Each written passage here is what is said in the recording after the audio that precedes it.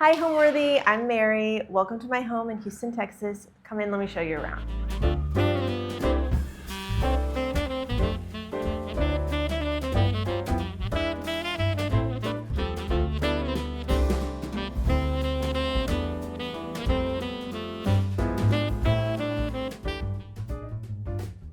This holiday season, get ready to unwrap the most magnificent holiday homes with Homeworthy's 25 Days of Christmas. For the month of December, we'll take you inside the most heartwarming houses, decked out for the holidays in true festive fashion. From twinkling lights and elegantly trimmed trees to sparkling ornaments and cozy holiday charm, these homes capture the warmth, wonder, and beauty that make this season so special. So join us as Homeworthy celebrates 25 Days of Christmas. The magic starts now. Raise your glass. Cheers! Merry Christmas! Happy holidays! You're watching Homeworthy, where we believe every home has a story. Hi, my name is Mary Patton and I'm an interior designer. We are in Houston, Texas at my home, located in Old Braeswood. It's a mid-century modern house that was designed by Paul Laszlo in 1956. It's a really cool small piece of history on a large lot. So I have loved design since I was 3 years old and thought probably from that age that I was going to grow up to be a fashion designer, and I was really working towards that goal. So I studied art in college, and then after college, I went to fashion school in New York, worked in fashion. I had a handbag line for a while. So after I had my daughter, I did a shift and started doing small interior projects for friends. I started out making pillows. 10 years later, it's evolved into what it is now. So, I took the art and fashion background as a foundation, and then I've learned and grown from that. So I found a way to kind of really have a creative career that I really love and enjoy. So I'm doing what I knew I would do as a little kid. It's just kind of in a slightly different flavor now.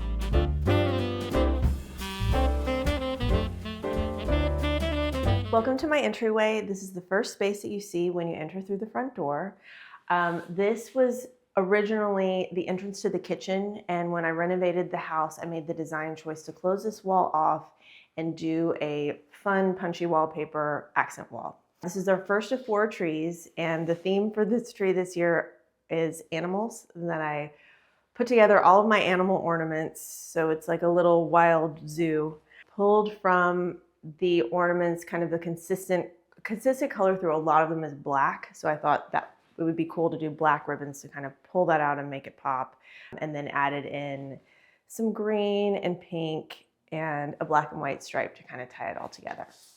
Okay, then if you follow me this way, this is kind of our landing spot in the entryway normally. And I have this Buddha that I've had forever, and he changes with the season with different accessories. So he's now in a little holiday winter wonderland. And then I tied in the same color ribbon theme that I did from the tree.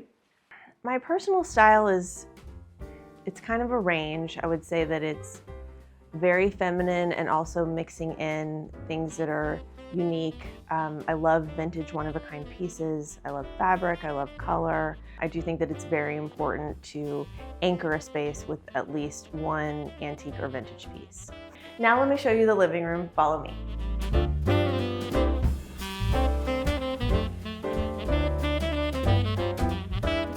Welcome to the living room.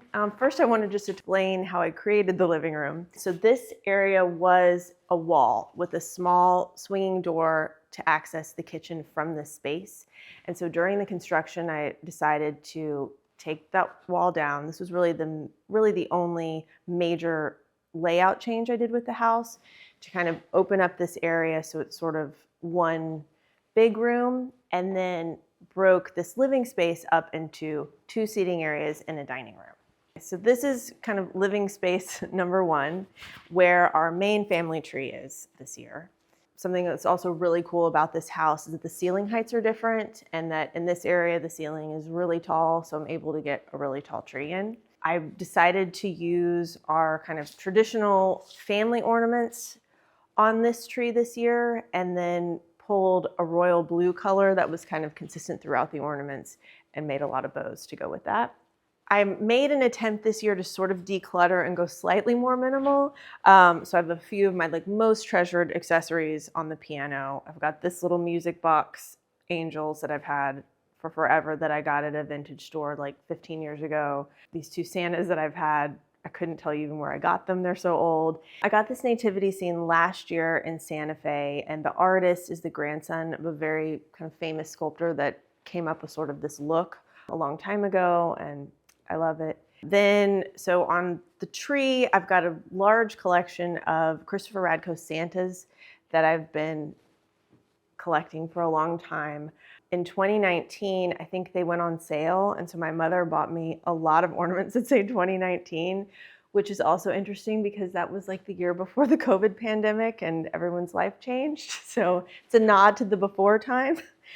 Last year, I had a completely pink tree, so we have a few trickle effect ornaments from that sprinkled in, but I did decide to store a lot of those this year. Okay, so the furniture in this area is a mix of old and new. The velvet sofas from Roche Bobois, and these French club chairs, they're mid-century modern, or they're 1950s French club chairs. This sofa I did order when we were renovating the house to go exactly in this space. I decided to pull the tan color from the club chairs and the piping to kind of tie everything together. The coffee table is acrylic and glass. It's vintage, and the rug is from India, and it's newish. Also, a thing with Christmas decor is that I move my furniture around to accommodate the trees. So my plants over there normally go on that wall. The poofs that I have under the piano are Cisco, and I've had them a long time, but they're really great when you have parties because people can kind of lounge and they're easy to move around. In the second living space, this sofa is also from Roche Bobois that I purchased for this project, for this renovation. It's probably the nicest piece I own, and my 110-pound Bernedoodle has made it her dog bed. So I can say that investing in a really nice sofa does hold up if your dog decides that that's where it's going to hang out all day, every day. These chairs I've had forever, and when we moved and I did this renovation, I recovered them in this Schumacher velvet fabric to kind of tie in throughout the whole house, kind of a pink and green color scheme. Pink and green are my favorite colors, and for this project, I really leaned into that. I pulled a huge inspiration for me was the blush terrazzo tile. So that kind of blush theme is running throughout the house. I do also think that blush is a really nice neutral, and that you can mix it with anything. And so, I think red is not something you would typically think to add to a pink and green color scheme, but at Christmas time, it's a really, fun way to bring in that traditional color. And I think it works. The third space, or the third area I've broken this large space up into, is the dining room. So I had this Murano chandelier made when I went during the renovation process, and really have used it as an anchor space for the dining room. So kind of defines where we are, and then have mixed in some really feminine French stuff with a modern industrial table with, this entire space is kind of a weird eclectic mix of things, but I love so much each individual piece. And I really do believe that if selections really resonate with you, that they will work together. It just somehow, through the magic of creativity, that somehow this all makes sense and works. Yeah, so I picked the red candlesticks just because red is sort of the most obvious choice for Christmas decor, but again, not really used a lot in my house. But like with the royal blue that you can see a lot in the ornaments, the Santas have a lot of red. So I thought that would be just a fun little nod. And I do love these candles. You can get them on Amazon. Just Google red beeswax, and they don't smell, they don't smoke, they don't drip. They're great. And I also feel very strongly about candlelight when you're eating dinner. So I got these chairs at a vintage store in Palm Beach. They were in my last house, my dining room. And when we moved to this one, I recovered it in this fun blush and tan stripe. The fabric's from a vendor in England. I think it's so cool. The side chairs are from Design Within Reach. So I really like to mix new with vintage. I think you can figure out a way for it to all make sense. The wood is the same tone, which also ties it together, but I just really responded to those chairs and thought that they would work, and I think that they do. So this buffet I got from a friend of mine who's a French antique dealer, and I was shopping for another client for something, and she had it, and I just absolutely fell in love with it. Not something I think that you would immediately think to put in a mid-century modern house, but I also, since I've lived here for 3 years now, I'm just kind of not trying to force having everything be super modern and just filling the house with stuff that I really like. We don't have a ton of storage in this house too, and it's been a great, like all my daughter's art supplies are in here, so it has double duty. These lamps I got from a vendor in Round Top a few years ago, and I love them so much. They are stone, and the light bulb, you access the light bulb under, because when I first saw them, I was like, how do you change the light bulb on this? But it's the inside of the lamp is hollow, which is how it's illuminated. The piece of art over this buffet, my husband and I found on a trip in San Miguel in Mexico at just a small art gallery, and we carried it back to Texas. I got these Christmas swans at Dallas Market. If you have not been there, there's a huge, incredible Christmas warehouse, which is slightly overwhelming. I went a few years ago, and these made it back into the rotation this year. I think they're really cute. This piece of art my husband got in Scotland on a business trip, and I found this rattan bar cart at a flea market, I don't know, probably 10 years ago, and it's moved to a lot of different places. Right now it's a place to put plants on, but it's easily movable during a dinner party or if we need the space. This piece of art on this wall is by Hunt Slonim. My friend Laura Rathy owns several galleries in Houston, and she represents him. So I got this from her a few years ago. The bust on this wall belonged to my husband's grandfather, as did this piece of art from Japan. He spent a lot of time there. So this is just like a cool family piece from his side of the family. I'm not sure who it is, but he also, like the Buddha in the entryway, has different accessories different times of the year. Okay, so I love the holidays and tend to go a little bit overboard. We started out when my husband and I got married with one big tree, and then over the years it's evolved into multiple rooms. I have a tree in my entryway that's animal themed this year, one in our living room, one in our TV room, and then I do a tree for my 11-year-old daughter each year. I come up with a different theme and color scheme to kind of mix up what I already have invested in, and then I add to it each year. This year we went really crazy with lots of ribbon, which you'll see shortly. Yes, we have a lot of different collections that we mix and match and change where they go, and it's just fun to kind of be creative and be inventive each year.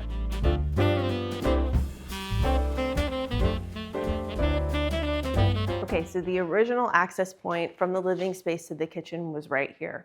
So as I told you earlier, this wall came down in the renovation, and I used just the space as kind of a blank canvas of how I wanted to lay this out. I really, really like to cook, and so a big goal or dream of mine was to have 4 ovens, which I do, and I'm very excited and grateful about. So another huge source of inspiration for the kitchen for me was this pink marble. It's called Rosa Statuario, and I bought all of it. I had found it at the stone vendor I work with and thought, I want to use this for a project. And then once I found this house and started working on this, knew that this was going to be incredible in the kitchen. So it pulls the same colors, again, from the terrazzo, which was my initial source of inspiration for the color palette for this project, and decided to use all of it as much as I could. The only reason why I didn't wrap the vent hood in it is because we ran out. So carried it up the walls. I kept all of the existing windows in the house, so that was a little bit of a design challenge of how to work around that and to have the space feel balanced and symmetrical, even though it's really not. This house is a lot of color, and So to be able to layer so many colors, I made the design choice of doing white walls and white cabinets throughout most of the house. So I have 2 Shih Tzus and a Bernedoodle. And so it's also kind of where do they go? And again, with limited space, my problem solving was this space right here was the laundry room. And I added Dutch doors, and that's where my little dogs go when we're not home or at night. So that's their little room. And then if we're having a party or if I'm being recorded to talk about my house, I can close it off and it looks super clean. Then this is the bar space. So the access point to the kitchen originally was where that wall is, where I've got the bulletin board now. And so this is like a fun kind of closed off bar space for when we have parties. But I also, after we got the second larger dog, added another Dutch door here. So if she needs to go somewhere, that's where she goes and she can't get out. I had this made for my husband like 5 years ago as a present. It's moved a couple houses with us, but you know, I think neon signs are a fun gift and also a way to kind of personalize things. Like they can lean cheesy, but you know, I think it's just a fun other light source and you can get creative. One other thing I wanted to talk about is that I hate can lighting. I hate overhead lighting. In a perfect world, you only have lamps and chandeliers on dimmers. So in this house, I took out 99% of the can lights, which makes me really happy. There's a few in the kitchen. But at nighttime, just having, you know, these lamps turned on, the neon sign turned on, it creates like a really cool mood.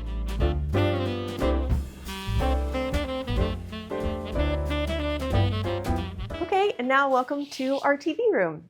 When I purchased the house, this was actually an indoor-outdoor patio sunroom, and where the fireplace was actually an charcoal grill. So during the renovation, we removed that, transformed it to a fireplace, and then really closed off the space to be a fully indoor room. This was the kind of a swinging door exit to outside, and since I closed the back door off in the kitchen, this is now our functioning back door. So this room has a really cool mix of the high and low ceiling.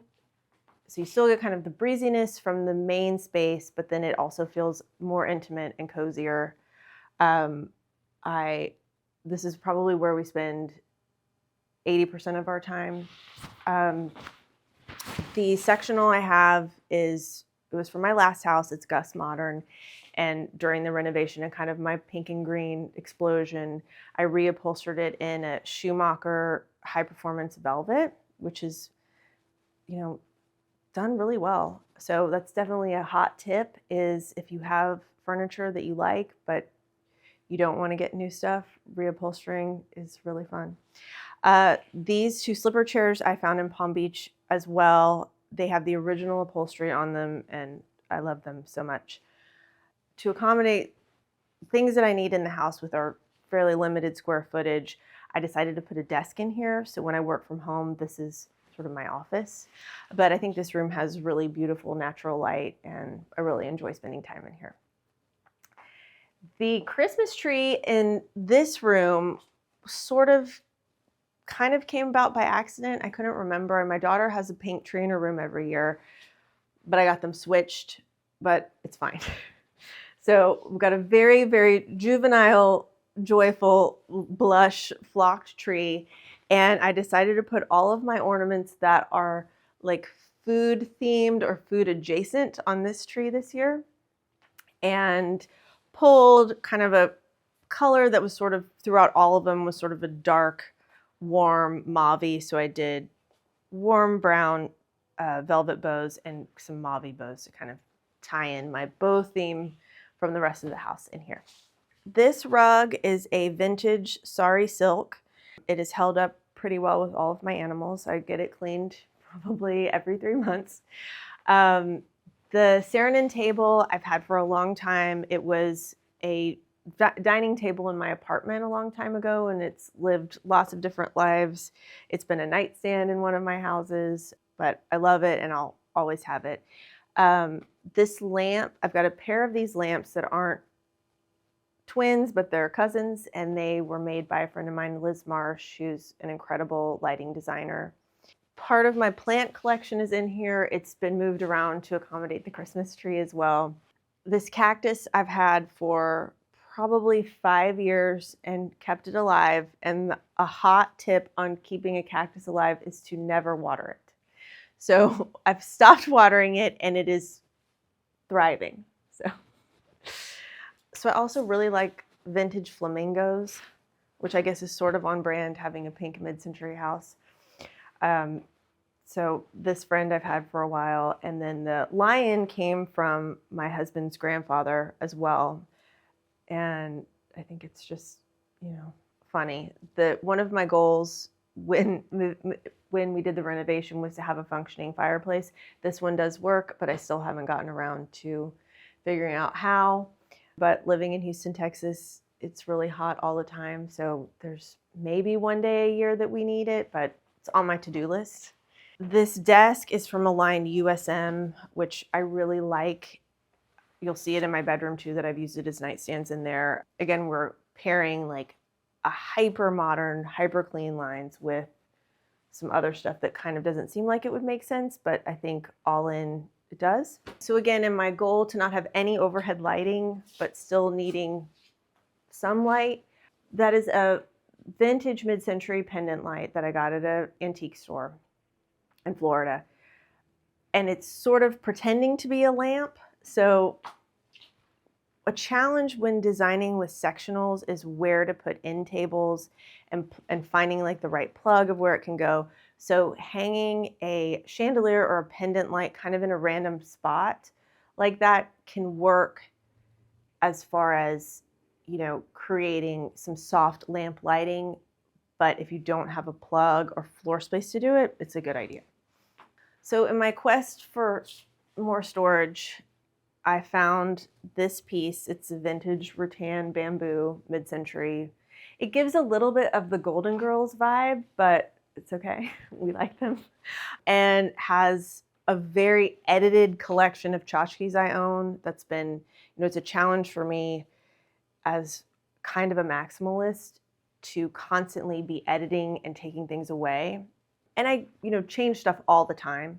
So I've got a pretty big storage unit where I trade stuff, or, I also think with clients, layering really unique vintage pieces is so important. It's very hard to style a house with all new stuff. And so I've got a large collection of things that I can sell to clients or, that I've collected over the years. So this is our current situation on this shelf, but it does change a lot. Can talk about the design challenge of getting a fireplace over a charcoal grill, and when you're limited with kind of what you can do with an older house. So there's a lot of problem solving.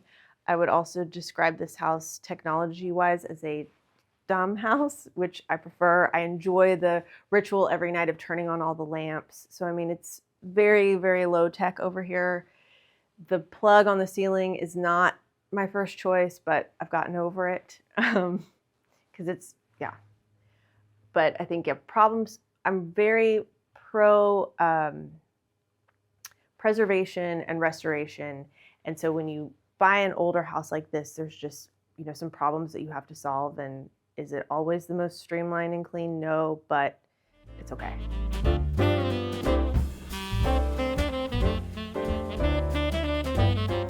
Okay, so before we take you into her room, I decided this year to create a garland to the entrance of her room. And the saying that void drives value, that when I was a child, I have two very left brain, wonderful parents, but they're not particularly creative. And as a kid, I worked on my room and thought about it so much. And so this is kind of really more for me than her. I think she's so used to me overdoing stuff that it's just kind of second nature. And I don't know if she even cares. But so this is kind of created for my 8-year-old self. And I also really love just the part of putting it up, using your hands and being creative and thinking about colors, and all of these pieces were left over from last year. So I'm going to give Violet a really fun Christmas entrance before we go into our room. Okay, so my favorite color is pink, and I think hers is too because it has to be. I Whenever we've moved in the past, like I've always let her pick what color room she wanted, and so she was happy with this selection. And kind of my overall design vibe in here is like a pink tone on tone, which is also very much related to her tree. So this tree this year has some of the leftover blush ornaments from last year, and then I think it's really fun for kids for them to be able to keep and hang up every year the ornaments that they've made at school or things that they've been given. So this is kind of like another family tree, but things that are important and meaningful to her. She was really pumped about decorating it and then got tired after like 5 minutes. So I pretty much did it all. She also went to the dollar store and got that red garland decorator room, which I really leaned into as part of this like red bow vibe for her. So, again, this is a small ranch style house that was built in 1956, and the closet situation is not great, but I've just kind of leaned into it, and we edit and we just don't have a ton of stuff. But with an 11-year-old, it can be a challenge because kids like to collect things, and so I'm constantly really pushing her to clean out her room. So again, what I had said earlier, that I kind of I wanted for this room to be sort of a monochrome pink, which as you can see, I did layered with the draperies and with the stuff with her bed. I also feel like all girls probably want a pink sparkly canopy bed. Again, she may be indifferent to it, but I really like it. Then to kind of balance out the rest of sort of the grandma baskety vibe throughout, mixed with modern for the rest of the house, I chose these like pretty contemporary sweet side tables from Anthropologie for her, and then found these lamps on Cherish, and then found these cool wicker lampshades. So the lighting in here is incredibly soft, which can also maybe be not ideal for an 11-year-old, but she's learning the importance of soft lighting. Okay, so as I talked about earlier, being very, very limited with storage in a 1956 ranch house, like this is our closet. So we're very edited and leaning into a minimal, maximal lifestyle. The bed is from Pottery Barn Teen, and I ended up getting her a double bed because this room is not huge, but I think it's great. And for kids, I would kind of, if your house isn't huge, but you want to get kids like a bed that they can grow into, that a full size is good. I've had this chaise lounge for forever. She's been recovered many times. And this is kind of, again, pulling back this hyper feminine French stuff that I like, mixing it in with contemporary stuff. But also, like, this room is very feminine. So I'm not pretending that we're doing any kind of huge masculine feminine balance in here. But, I think it's just like a soft, casual, room for her to enjoy. I also think that it's important for kids' rooms to not make it too nice, that you want them to be able to like relax and enjoy their stuff and not freak out if something spills. Just, for them to be able just to kind of not be worried in their own, especially in their own space. So Violet went to the dollar store and bought this red tinsel and decorated her bed with that. And so I kind of took that as my main inspiration place for what am I going to add to her room this year, which is where I kind of came up with the concept of doing red bows. And again, we're pulling little bits of red throughout the design all over the house, going back to the red candlesticks in the dining room,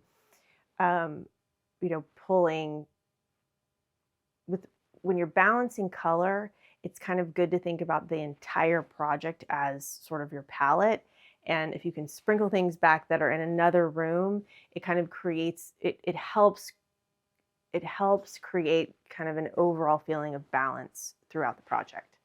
So I start working on this like in early November, and I do it on the weekends for a couple hours each day. So it's a very kind of slow meditative process that, and it's the kind of thing like when it stops being fun, I stop. So just really being thoughtful and taking my time. It's just like a really quiet, peaceful, creative outlet that I get to have once a year that I really, really enjoy. So the first thing I do is get all the different trees assembled and fluffed, and then kind of work in stages at each one. So I'll open up all the ornaments from the year before and kind of put them into piles or segments about what tree is gonna go, what ornaments are gonna go with what tree this year. A couple of years ago, I went through an aquarium phase. We had 2 fish tanks and I had an aquarium tree in the front, which all the fish ornaments have been put up for now. I'm sure they'll come back. So yeah, it's just kind of sorting through what I have and where they're gonna go. Okay, last but not least, I'm gonna take you to the primary bedroom. Follow me.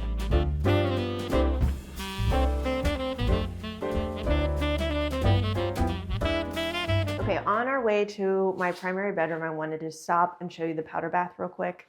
So I really think that a powder bath is a place in your house that you can make like a little expressive jewel box, that it doesn't really need to make sense with everything else you're doing, and you can really lean in and have fun with it. So to kind of balance out the Gucci wallpaper I did in the entryway, I looked and thought, what other wallpaper did they make that I could use in the powder bath? And so they have this hilarious tiger. So I wouldn't want to look at it all day, every day, but for a short time, it's really fun. And pulled from the stone in the kitchen, the grays and blacks. I also think a powder bath can be very moody, and it's not overwhelming because it's just a little part of your house. So a huge goal of mine too in this house was to save the floors. So because of that, I kept the original vanity that was here and just painted it, and then replaced the top with black marble.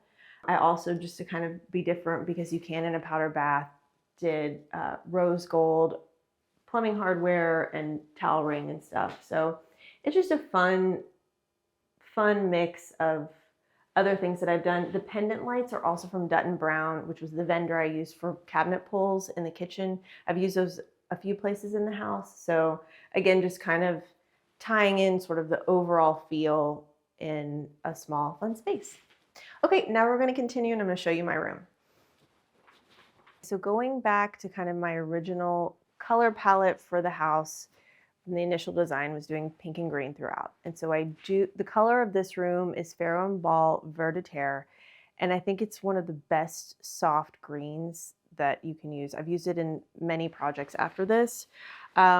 It's a very soothing color. It almost even though it is green, it's so soft that it almost leans neutral. I think lighting is so important, especially in your bedroom. So the lighting, it's pretty dark in this room, but I love it. Again, to accommodate with our really limited storage, I have a dresser, which typically you don't really see in primary bedrooms. The bedding is a mix of Biscuit and Annie Selke, which are both really great lines. Again, to kind of balance, going back to the TV room where I have the USM desk, I've balanced that using USM nightstands. So again, a hyper kind of streamlined modern product mixed with some really soft kind of other weird things. The 2 lights on the nightstand are from Visual Comfort, and then the 2 lamps on the dresser are vintage that have been turned into lamps. So again, a balance of old and new. Again, I do feel really strongly about plants, especially in your bedroom, that they improve the air quality and just visually they're so pretty to look at. So I've found this. I was shopping for a client at one of my plant vendors, and he had in this huge money tree, and I just thought, I've got to have that in my room. So it's pretty cool to wake up in the morning and look at a tree. This rug in here is a vintage Ushak mixed with the swivel chairs from Roche Bobois. So these were another part of that order from the initial renovation. I got a few pieces from them. And again, to kind of balance out throughout the house, things to keep it all consistent and cohesive. The one overhead light in here is a Murano flush mount that I got from the same vendor that did the dining room chandelier. So again, like a very kind of hyper feminine, soft lighting mixed with some contemporary pieces. So I feel that plants are so important and you should have them in every room, especially in your bedroom. It improves the air quality and just kind of the overall energy of the space. I found this super large money tree at one of my plant vendors. I was not shopping for a tree for myself, but found it and thought, okay, that needs to come and live in my room. And then the mantle, okay, so this mantle I've had it for forever. It's old. She's lived a bunch of different places. I do like the concept of using a vintage mantle like a console table. So, I mean, this is definitely an opportunity where you could have nothing or low table under the TV, but I think it's a fun conversation piece and I think it's really pretty. Okay, so next I'll talk about the window treatments that I decided to do in this space. The ceilings are not particularly tall, so I decided to do a ceiling mount track, which makes the room feel as tall as it can. I think it's good at nighttime if you can to have the option of having blackout. So I did a double track of this Schumacher fabric lined in blackout that I can close at nighttime, and then during the day, I think it's it's nice to have some light filtering unlined. So these are a white linen blend that's unlined that I kind of keep closed or open if it's pretty, but it creates a really lovely light filtering effect. And then you can also have full privacy with blackout using 2 tracks. The 3 pieces of art in here, so we've got this watercolor study by an artist named Evelyn Boren. It's actually a combination of watercolor and charcoal. I think it's really lovely and pulls, again, all of the colors, like the dark green and eggplant from the chairs are in there. The small painting over the dresser is by this artist who I'm obsessed with. Her name is Mandy Racine, and they're like French Rococo, Marie Antoinette-ish paintings. So, I mean, if you look really closely, it feels like very abstract, but if you kind of zoom out, you can tell that it's figurative. The name of the painting is Dancing in the Pavilion. I think it's so cute. And then I found this scarf. It's a vintage Gucci scarf with mushrooms on it. And to kind of, I didn't want a wallpaper in here. I think it's important for bedrooms to feel very soothing and calm, but I thought this was like a really fun nod to what I've done in the rest of the house. So had it framed with, pulling kind of the pink from the background, kind of a mauvey pink matte, and then a light natural wood frame to kind of tie in with the rest of the things I'm doing in this room. So when it comes to home, the holidays are a really special time to spend at home. Part of spending all this time doing these decorations is a reason to be home together, to enjoy them. And I try to have a couple of parties to get my friends to come over, and it's just a great excuse to get together and to try to mindfully slow down and spend time in your home.